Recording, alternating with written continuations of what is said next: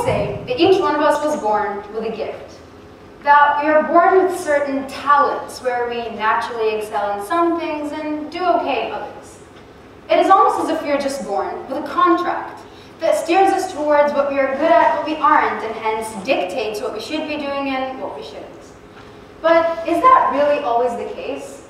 Should we let such a contract be that definitive? Does thinking that way have the potential to limit our choices, sometimes unconsciously? Think of an activity you love, something you're absolutely passionate about, maybe a sport, an instrument, or even a class. Now, think of an activity you don't enjoy, something that even the thought of makes you go, ugh, no thank you. Now, I want you to compare the two and notice how much your efforts probably contrast with each other. It's a lot, isn't it? Well, it is obvious that we tend to put more effort into the things we love rather than the things we don't. The things we love, we're passionate about. We work hard to be the best at it. Whereas the things we don't particularly care for, we do with minimal passion and effort, or we just drop them and don't do them at all. Your perception affects your reaction to situations. From interactions with my peers, I realized that we have allowed ourselves to grow up having opinions about the things we are faced with, whether we enjoy taking part in the challenges we encounter or not. But if we really come to think about it, how does that serve us in any beneficial way? All it does is absent-mindedly determine how much effort we put into what we do. Growing up, I made the same mistake everybody else did. I told myself it was okay to hate several things I'm faced with. Like, come on, everybody does it.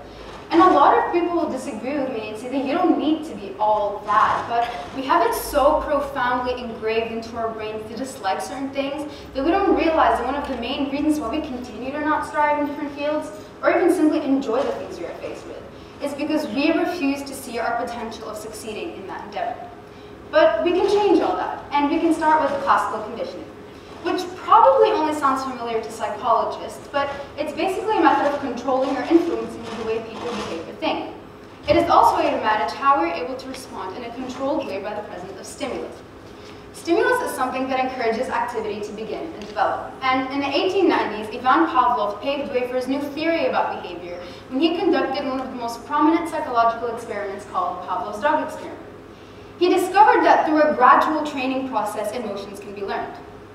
Pavlov observed that his dogs would salivate at the presence of food, so he decided that every time he would feed his dogs, he would ring a bell.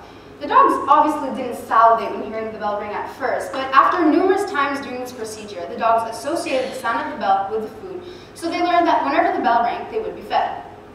By the end of the procedure, the dogs would salivate at the sound of a bell even before they even saw or smelled the food. In classical conditioning, the unconditioned stimulus and a neutral stimulus is paired to eventually evoke a conditioned response.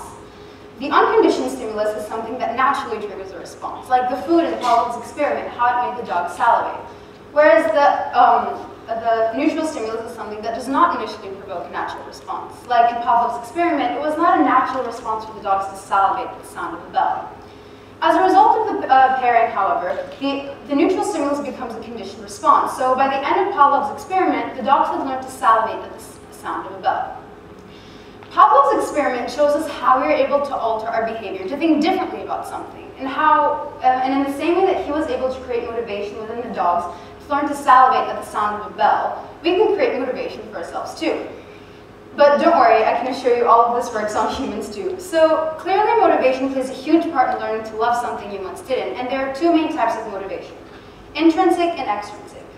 By definition, intrinsic motivation is performing an action or behavior and seeing it as an opportunity to learn, explore, or actualize potentials. Whereas extrinsic motivation is doing a certain task in order to obtain a reward or outcome. To put it in perspective, someone who plays a sport solely for the purpose of enjoyment or a need to improve has intrinsic motivation, whereas someone who plays a sport to compete in order to win trophies or medals has extrinsic motivation. However, when it comes down to the two, intrinsic motivation is more powerful because the drive comes from within, so the effects tend to last longer since they aren't based on objectives that can't be guaranteed, like getting money or praise in the results. Classical conditioning and motivation work together in order to allow us to learn to love something we once didn't. And I'm saying this because I've tried it myself. When I was a little girl, my mom signed me up for rhythmic gymnastics, and the only thing I can really say about it is that I was not very good at it. After doing it for a couple of years with absolutely no liking towards it, as anticipated, I saw no improvement. But my mom decided that I still had to continue gymnastics in hopes that I would someday change my mind, and the truth is, I did. My intrinsic motivation was that I hated to see myself failing. That is how I conditioned myself into becoming a better gymnast. I worked harder, pushed myself further, practiced for many, many additional hours, and as a result, I went from this to this in a matter of 2 years' time.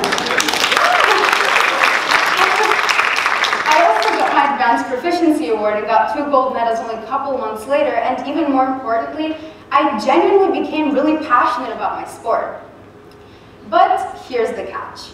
You will have to work for this.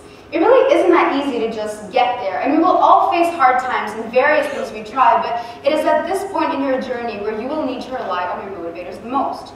If you have weak motivators, this is the stage where you're most likely to give up. I mean, in my process of learning to love rhythmic gymnastics, I had to push through so many moments of doubt before I could succeed, and I was able to do that because I had strong motivators. But okay, so this has happened to me. That's only one person. Not very convincing, right? But would it spark your curiosity if I were to tell you that this has also happened to someone else? Someone who has already made it? Let's talk Michael Phelps, the most decorated Olympian of all time. When he first started swimming at the age of 7, it took him over a year to even get his head into the water due to his fear. But Phelps didn't give up at that. After watching the 1996 Olympics, swimmers like Tom Dolan and Tom Malco motivated him to get into the water, get over his fear, and just start swimming. So this is at the age of 7. Only 8 years later, by the time Phelps was 15, he went on to break his first world record at the 2004 Olympics.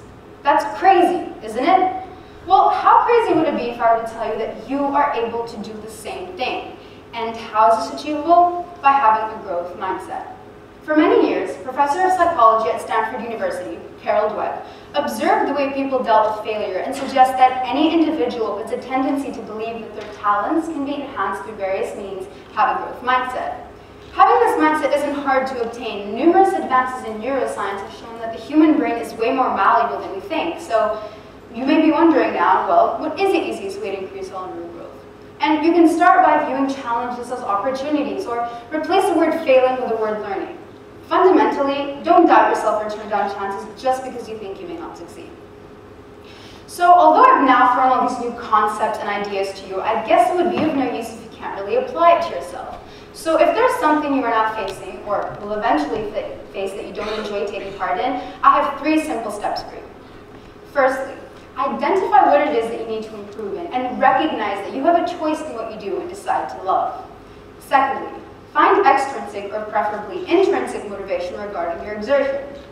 Thirdly and lastly, allow yourself to understand that challenges will come along the way and that you will have to work for this. But trust me, it will be so worth it, especially since from there on, it's a matter of time and how determined you are to see this through, as doing so will help provide the right circumstances for you to condition yourself.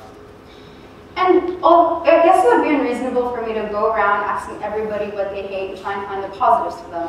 However, if there's whatever it is that you generally don't enjoy taking part in, someone else out there is passionate about that one thing and spends his or her days grinding to be the best at it because of how much they love it. So if they were able to find the positives for whatever it is that they love but you hate, and they are able to see it from a more favorable perspective, don't you think you can too?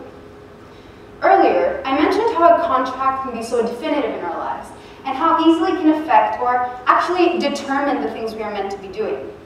Many of us, including myself, have really treated this contract as if it is the absolute in our lives, but really, it is our viewpoint of this contract that needs to be modified. My challenge to you today is to destroy that contract and begin the process of writing your own.